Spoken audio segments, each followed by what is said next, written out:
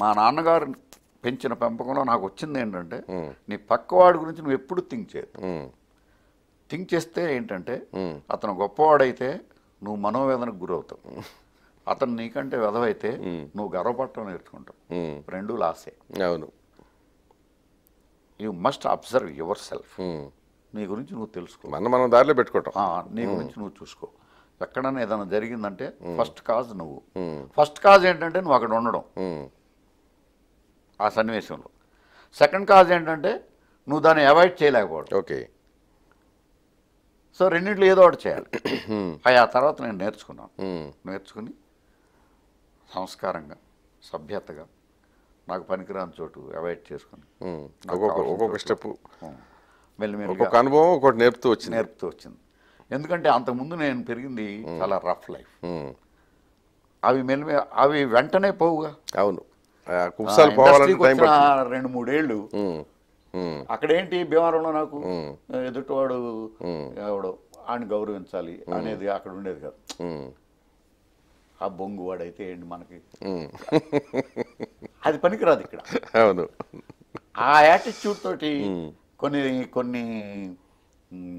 అవమానాలు పొందాను. బట్ ఆ అవమానాలు నేను బలపరుచుకున్నవే, నేను చేసుకున్నవి, మీరు కల్పించుకున్నవే, మీరు కోరుకున్నవి, నా మిస్టేక్స్. అంతేగా. మరి బొంగంటే ఊరుకుంటారేంటి? ఊరుకుంటారా? ఎక్కడ అవమానాలు, ఎక్కడ మీ గోరోజనం వల్ల వచ్చిన అవమానాలు?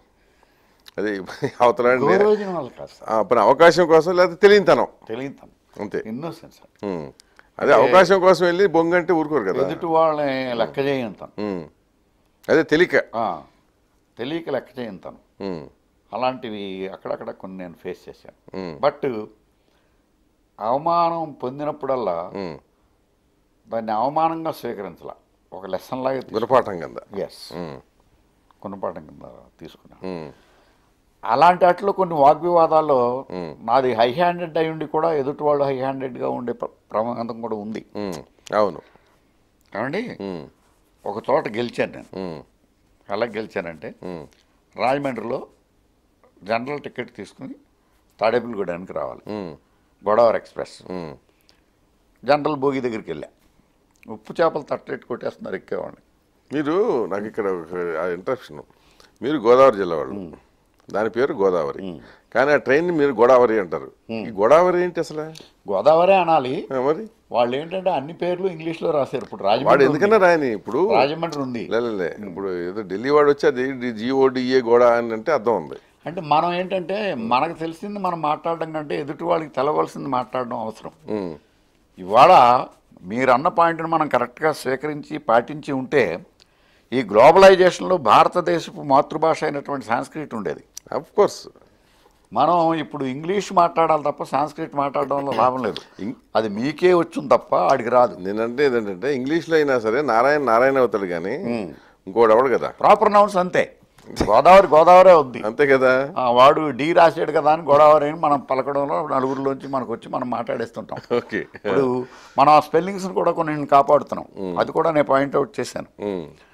కడప ఉంది, వెళ్ళాం పేపర్లు దిద్దటానికి, KADAPA అని ఇచ్చాను రిపోర్ట్. ఏమయ్యా ఇలారా తెలుగు పండిట్టు, అందుకని ఇంగ్లీష్ రావట్లేదు, స్పెల్లింగ్ తప్పు అన్నాడు. అన్నా CUDDAPAH అన్నాడు. నేను అన్నా ఏమండి కుడప్ప అని, ఎందుకంటే మనకి కడప అని ఉంది కదా, మార్చండి ఆయన. కుదరదు.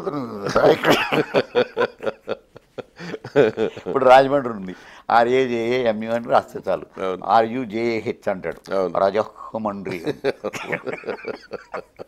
వాడికి తెలిసావు కనుక, ఏంటంటే ఇప్పుడు వాడికి తెలిసావు కనుక వాడు పెట్టిన ఇంగ్లీష్